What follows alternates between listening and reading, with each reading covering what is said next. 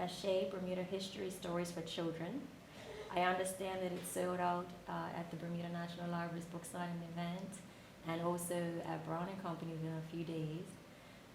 So I'm wondering, you previously published award-winning books on poetry. What inspired you to shift to nonfiction? Well, Hotep, and thank you for the congrats. I really did not make a shift from poetry to nonfiction. I've always written curriculum, and I've always written poetry. So they've been just two strands going parallel at the same time. And you might recall my book, Healing History, Reflections on Race and Forgiveness in Prose and Poetry, was a combination of prose and poetry that underscored the points that I was trying to make in regard to the history. So I've always written nonfiction, but this book is really the first book of its kind in terms of, it was a huge project for me, huge project. Okay, so can you tell us more about the book? And, what it took to produce a book of this caliber? Yes, the book, again, was a long time coming. Having worked in the Bermuda Ministry of Education for a number of years, I had the privilege to be on a committee that was assessing the availability of books for children written about Bermuda's history, and there really was very little. So from that point, I had decided that I should take my curriculum expertise and write this book. And it took a long time, mainly because initially people were not particularly interested after I had written the first couple of chapters and tried to shop it around, because I knew it would be an expensive book. So it sat in my closet for a good little while until I had the good fortune of connecting with Mark and Tina Nash, who became patrons of the book to provide seed money for it to move forward. And at that point, my artist, Angela Ming Bean, she and I had been working together a while. In fact, she illustrated my children's book, The Girl Who Would Have Locks. So we had already had this working relationship, and so she was just thrilled to come on board and finish doing the illustrations. One of the things that I was really concerned about in terms of telling Bermuda's story was putting it in the larger context of global Black history and culture. That for me is probably the departure from what we normally see, because this book starts at the beginning of time with African people who were the first people to live on the earth. And so it moves through that and also talks about some of the great empires, starting with ancient Egypt or Kemet, as well as the African empires on the west coast of Africa, Ghana, Mali, and Songhai. And then we get to the enslavement story and moving through that, because even that is a global story of enslavement. I mean, we were all picked up at the west coast of Africa in various places and then dropped off in the diaspora, whether it is Bermuda or throughout the Caribbean, North and South America. And so to tell the story in a way that places Bermuda in the larger context of our Black history, as well as the specific things that happen in Bermuda, is probably the biggest departure in this book. And then we go from enslavement to the particular stories around the struggle for freedom and determination and dignity here in Bermuda. The first few chapters in your book address or speak to ancient Africa. But the title of the book is Ashay, Bermuda History Stories for Children. Can you explain to us why it was important for you to make that connection with ancient Africa and Bermuda history? Yes. Well, first I want to say that Ashay means it is good. It is good for us to know our history, but it's even better for us to understand that we have a shared history, a shared culture, a shared struggle and achievements as people of color, people of African descent. So part of what I wanted to show in terms of your question is that connection, that Black Bermudians, African Bermudians, are connected to the larger African diaspora world and the African world. So to start in Africa, where is our origins, in fact, it is the origin of all mankind, is to again put in a proper and global perspective of this history connected to something larger than just the island in the middle of the ocean. We came from somewhere, and where we came from had a history. It had a glorious history, and that history is a part of us. And so we know that in our general education systems, we don't learn about that. It's like our history, like we came onto the planet as slavery, and that is not the case. And so part of what I was trying to do in this book was show our larger connection to our long history as African people, and then make that connection throughout the book, through the study questions, as well as the kinds of things I do. For example, in the enslavement piece, yes, I'm talking about slavery, I'm talking about the fact that there was slavery in ancient Africa as well as European chattel slavery and the differences between the two, but also that there is a new slavery today. And that slavery is connected with materialism and gangsterism and not wanting to learn in school. So it's not just learning about slavery as a piece of information that you put in your memory bank. No, it has direct connections to us today, and I'm trying to make those connections throughout the book.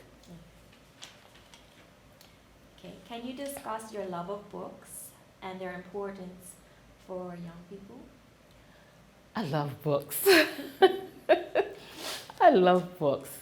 When my classmates, my playmates were playing with toys, I was always reading and playing with books. So I think that I've always wanted to write books and just love books, love libraries. I think I mentioned to you that with the Black History Workshops for Children program, which is known as Ashay, Rites of Passage here in Bermuda, with the program ran at Temple University Ambler campus, and when we got to the 10-year mark and they wanted to honor this work, the best honor that they could give me was to put a plaque on a park bench that sits in front of the library at Ambler campus at Temple University. Books to me are our power. You know, that knowledge is power, and that knowledge is contained in books. And of course, when we look at the struggle to be free as people of African descent, particularly through the enslavement period, we were not permitted to read and write. In the United States, it was against the law.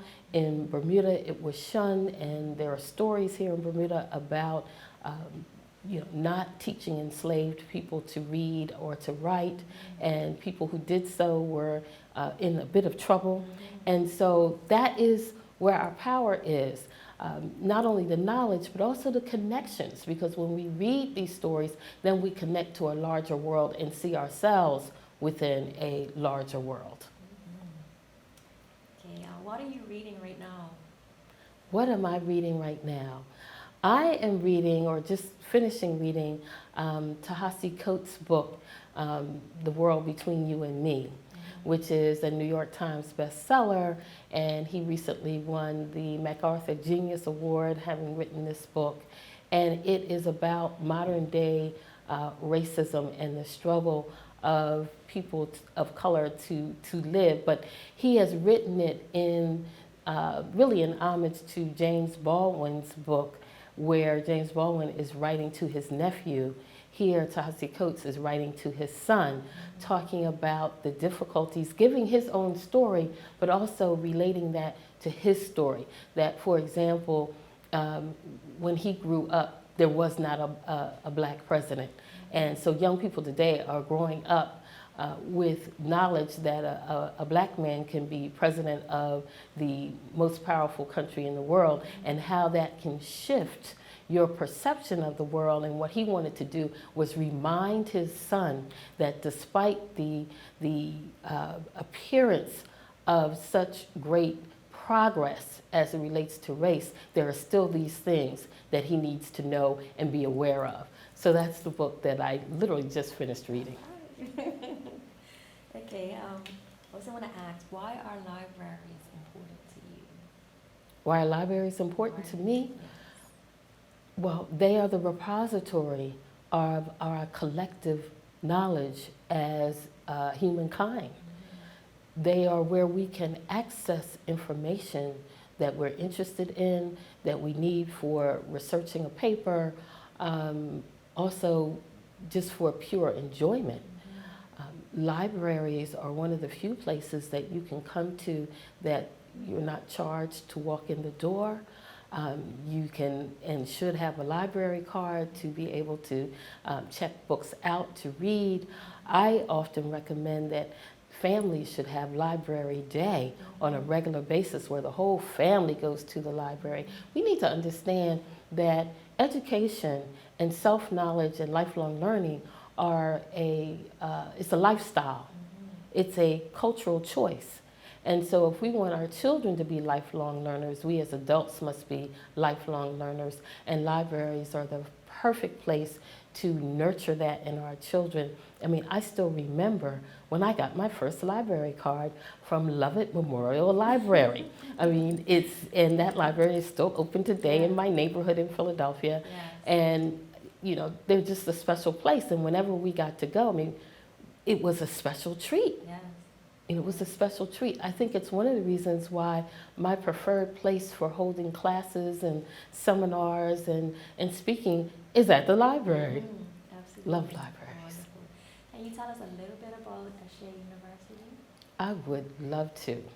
Ashay University actually had its birth right here in Bermuda National Library when I was doing a book launch for Healing History, and someone in the audience said, well, we know you're not teaching children through the Ashay program at middle school, but you need to be teaching adults.